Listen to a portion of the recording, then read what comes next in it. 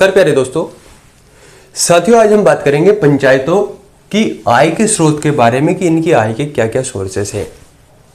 तो हमने पिछली क्लासेस में बात की थी पंचायती राज के संबंध में विभिन्न चीज़ों के बारे में हमने बात की और आज हम बात करेंगे पंचायतों की आय के क्या क्या सोर्सेस है, यानी पंचायत कैसे आय प्राप्त करती है। पंचायतों के मुख्यतः दो सोर्सेस होते हैं, एक तो वह कुछ फीसें या टैक्स वसूलती है, टैक्स लगा सकती है, और दूसरा राज्य सरकार या केंद्र सरकार से जो अनुदान प्राप्त होता है, जो आय प्राप्त होती है, ये दोनों इसकी आय के सोर्सेस हैं। देखिए एग्जाम में यहाँ से प्रश्न बनते हैं और प्रश्न ऐसे दिए जाते हैं कि जो पंचायत होती है, पंचायत की आय के सोर्सेस में यहाँ पर कौन कौन से सोर्सेस हो सकते हैं, उनके नाम दे दिए जाएंगे, जिनमें से आपसे पूछ लिया जाएगा कि इनमें से आय के सोर्स है या नहीं है। तो बहुत अच्छे से बहुत ध्यान से आपको पढ़ना है। एक और बात, पंचायती राज की अब रेगुलर क्लासेस रहेगी, डेली आप क्लासेस ले सकते हैं, नोट्स बना सकते हैं और अभी भी मौका है, पढ़ना चालू कर दीजिए वरना आपको बहुत पछताना पड़ सकता है। पंचायतों की आय के स्रोत के बारे में हम बात करते हैं तो सबसे पहली आय का स्रोत है या सोर्स है मनोरंजन कर। अब आपको जानकर आश्चर्य होगा कि सर मनोरंजन कर भी होता है। बिल्कुल, पंचायत मनोरंजन कर वसूल सकती है। ये पंचायत के ऊपर निर्भर करता है कि मनोरंजन कर लगाती है या नहीं, वरना पंचायतों की आय एक मनोरंजन कर से भी होती है, मनोरंजन से भी हो सकती है। तो ध्यान रखना, मनोरंजन कर यानी एक टैक्स हमारा मनोरंजन पर भी लगता है। ये पंचायतों की आय का सोर्सेस है। दूसरा है दुग्ध उत्पादन कर। तो आपने सोचा कि यार अब तो बहुत पढ़ाई हो चुकी, समझ में कुछ नहीं आ रहा, सोच रहे कि पढ़ाई के साथ साथ दो गाय दो भैंस वगैरह रख सकते हैं और दूध का उत्पादन करेंगे, दूध बेचेंगे।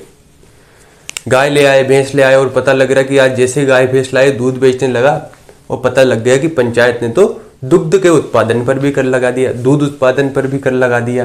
तो ध्यान रखना, दुग्ध उत्पादन पर भी कर लगता है। तो पंचायत की आय का एक सोर्स क्या है? दुग्ध उत्पादन कर, यानी टैक्स किस पर लगा सकती है पंचायत? दूध पर टैक्स लगा सकती है, मिल्क पर टैक्स लगा सकती है अगर आप उसका उत्पादन कर रहे हैं। तीसरा है पशुओं की पंजीकरण फीस। तो आपने सोचा कि यार मुझे ठीक है, थोड़ा मुनाफा दिख रहा है कि मुझे दो गाय लाना है, दो भैंस लाना है, दोनों को आपने पैसा देख लिया, लेकिन लाए तो पता चला कि यार इनका हमें पंजीकरण भी कराना होगा, और पंजीकरण कराएंगे तो पंजीकरण के लिए पैसे कहाँ पर जाएंगे? पंचायत के पास। यानी पशुओं की पंजीकरण की फीस भी आपको देनी होगी। देखिए मैं जो उदाहरण से समझाता हूं ना, इसका एक मेन रोल ये है कि दिमाग में आपके बातें वैसी की वैसी ही छप जाती है। आज भी आपको जानकर खुशी होगी, आश्चर्य होगा, जो भी आप समझ सकते हैं कि मध्य प्रदेश में 79% मध्य प्रदेश की जनसंख्या कृषि पर निर्भर है और कहा जाता है कि भारत गांवों में ही बसता है। और अगर 79% जनसंख्या मध्य प्रदेश की कृषि पर निर्भर है, इसका मतलब आज भी मेरा ये जो वीडियो देख रहे हैं अधिकांश मेरे विद्यार्थी, मेरे साथी, मेरे दोस्त हम कह सकते हैं, सभी कहीं ना कहीं अधिकांशतः लोग ऐसे हैं जो गांवों से बिलोंग करते हैं और जिन्हें शिक्षा अगर सही मायने में नहीं मिल पाई, कुछ कारणों से नहीं मिल पाई, तो मेरा ये उद्देश्य है कि उन तक शिक्षा पहुंचे और अच्छी क्वालिटी की शिक्षा पहुंचे। जो चीज आज हो सकते थे कि पैसे देकर आपको बाहर जाकर पढ़ना होता था, वही आपको निःशुल्क मिले और मेरी कोशिश रहती है कि उससे भी कुछ बेहतर मिले।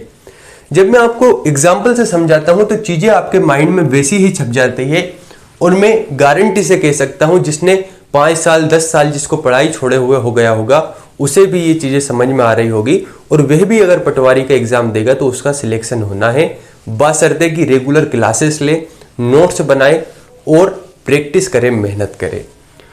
मेरे प्यारे साथियों, तो हमने क्या देखा? मनोरंजन पर टैक्स ले सकती है पंचायत, ये उसकी आय का एक सोर्स है। दुग्ध उत्पादन यानी दूध का अगर आप उत्पादन कर रहे हो तो इस पर भी टैक्स लगाया जा सकता है। पशुओं के पंजीकरण की फीस, यानी अगर आप पशु रखते हैं, गाय है, भैंस है, कुछ भी आप बात करें, तो उनकी पंजीकरण अगर आपको करवाना है तो उस पर भी फीस लगा सकती है। फिर आपको लगा कि यार मुझे मेरे पास संपत्ति को बेचना है, तो इस संपत्ति पर भी टैक्स लगता है। ध्यान रखना, अगर आप संपत्ति बेच रहे हैं या खरीद रहे हैं तो इस पर भी पंचायत संपत्ति के क्रय विक्रय पर टैक्स ले सकती है। संपत्ति अगर आप खरीदते हैं, बेचते हैं, इस पर भी टैक्स लगा सकती है, जो कि पंचायत की आय का सोर्सेस है। ये टैक्स कोई गलत नहीं है, हम इसे गलत नहीं कह सकते। क्यों? क्योंकि इस टैक्स के द्वारा ही पंचायत के पास पैसा आएगा और उसी टैक्स के द्वारा जो भी ग्रामीण विकास होना है, जो भी अलग अलग विकास होना है, उन विकासों में इसी टैक्स के द्वारा तो पैसा लगेगा।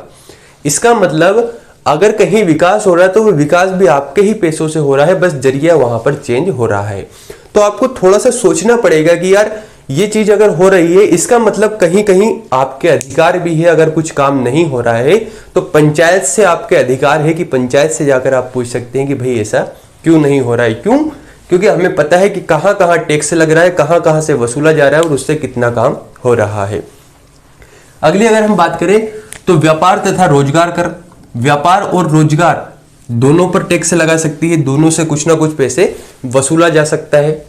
अगला है मछली तालाब से प्राप्त आय।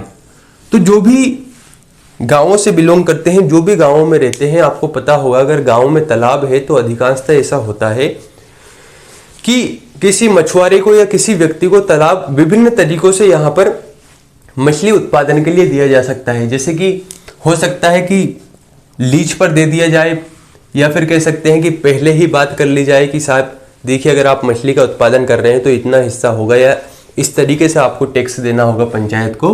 तो जो मछली तालाब होते हैं उन मछली तालाब से भी टैक्स प्राप्त कर सकती है कौन? पंचायत। और ये पंचायत की आय के सोर्सेस हैं, पंचायत यहाँ से भी पैसे कमा सकती है। आपको ध्यान रखना है कहाँ कहाँ से पंचायत को पैसा प्राप्त हो सकता है। उसके बाद गांव में जो मेले लगते हैं, बाजार लगते हैं, अधिकांशतः ये सार्वजनिक जगह पर लगते हैं। जो गवर्नमेंट जगह होती है, जो सार्वजनिक जगह होती है, व्यापार बाजार या मेलों की बात करें तो आपने देखा होगा अधिकांशतः जो मेले लगते हैं, ये मेले या बाजार की हम बात करें तो सार्वजनिक जगह पर लगते हैं। तो सीधी सी बात है कि पंचायत को वहां से भी टैक्स प्राप्त करने का अधिकार है। तो पंचायत क्या करती है? गांव के मेले पर भी टैक्स लगा सकती है, बाजार पर भी टैक्स लगा सकती है, जो कि उसके इनकम के सोर्सेस हैं। इसके बाद है पशुओं, वाहन आदि पर कर। तो पशुओं पर तो हमने देख ही लिया किस प्रकार से कर लगता है, वाहन पर भी कर लगा सकती है। अगला जानकर आपको आश्चर्य होगा, बड़ी खुशी होगी कि कूड़ा करकट, जो कूड़ा करकट होता है, कूड़ा करकट और मृत पशुओं की बिक्री से भी आय प्राप्त करती है। आपने देखा होगा जब पशु की मृत्यु हो जाती है तो मृत्यु के बाद भी पशुओं को बेचा जा सकता है। क्यों? क्योंकि इनकी हड्डियों का उपयोग किया जा सकता है, इनकी हड्डियां भी बहुत काम की होती है। तो इसलिए कहा जा सकता है कि मृत पशुओं की बिक्री से भी पंचायत को आय प्राप्त हो सकती है। कुछ लोगों को तो ये जानकारी ही नहीं होगी कि मृत पशुओं की बिक्री से भी आय प्राप्त हो सकती है। तो ध्यान रखना। अभी मान लीजिए ऑप्शन में दे दिया कि निम्न में से पंचायतों की आय के सोर्सेस नहीं है। ऑप्शन ए मनोरंजन कर, ऑप्शन बी दुग्ध उत्पादन कर, ऑप्शन सी पशुओं की बिक्री से प्राप्त आय, या ऑप्शन डी इनमें से कोई नहीं। तो जहां तक मेरा अंदाजा था आप यहां पर इसे सही कर देते कि ये पंचायतों की आय का सोर्सेस नहीं है। जबकि माय डियर फ्रेंड्स आपको ध्यान रखना है कि पशुओं की बिक्री से, जो मृत पशु होते हैं, इन मृत पशुओं की बिक्री से, बेचने से भी पंचायत को आय प्राप्त होती है। इसके अलावा एक पॉइंट आपको ध्यान रखना है कि केंद्र व राज्य के द्वारा जो अनुदान प्राप्त होता है, जो पैसे प्राप्त होते हैं, जो फैसिलिटीज प्राप्त होती हैं, ये भी पंचायतों की आय के एक सोर्सेस है, एक स्रोत है। इसके बाद सड़कों नालियों की सफाई तथा प्रकाश कर भी कर लगा सकती है। आपने देखा होगा कि आपका जो गांव है या जहां पर आप रहते हैं वहां पर सड़कों की सफाई होती है, सड़कों की सफाई के साथ ही नालियों की सफाई होती है। और आपने देखा होगा कि हर जगह पर प्रकाश की कहीं ना कहीं व्यवस्था हो जा रही है। कहीं ना कहीं कैसे ना कैसे जो चौराहे है वहां पर आपको प्रकाश की व्यवस्था देखने को मिलेगी। तो यहाँ पर भी चूंकि पंचायत ये सभी चीजें कर रही है, सड़कों की सफाई का ध्यान रख रही है, नालियों की सफाई का ध्यान रख रही है, प्रकाश की पूरी व्यवस्था कर रही है, उजाले की पूरी व्यवस्था कर रही है, तो इस व्यवस्था के लिए पंचायत को भी पैसे चाहिए। बिना पैसों के तो आप काम नहीं कर सकते। तो इस पैसे के लिए जरूरी है टैक्स। टैक्स के रूप में इससे वसूला जाए, या तो टैक्स ले लिया जाए या फीस ले ली जाए। तो प्यारे साथियों, हमने देखा कि पंचायतों की आय के क्या क्या सोर्सेस होते हैं। यहां से प्रश्न कैसे बन सकते हैं? दो प्रकार के प्रश्न बनेंगे। निम्न में से कौन से पंचायतों की आय के सोर्सेस है, निम्न में से कौन से पंचायतों की आय के सोर्सेस नहीं है, स्रोत नहीं है। केवल ये दो प्रश्न यहां से बन सकते हैं। तो आपको ध्यान रखना है कि कौन कौन से पंचायतों की आय के स्रोत हैं। तो रेगुलर क्लास ले, नोट्स बनाते चले, बार बार रिवाइज करते चले। हमें ये कोशिश करनी है कि अगर आप पंचायती राज पढ़ रहे हैं तो 20 में से, जो भी मेरे विद्यार्थी इस क्लास को ले रहे हैं, 20 में से 18-19 नंबर आने चाहिए। और अगर कोई बहुत अच्छे ढंग से पढ़ेगा, बार बार रिवाइज करेगा, तो 20 में से 20 अंक उसके आना निश्चित है। बहुत बहुत धन्यवाद।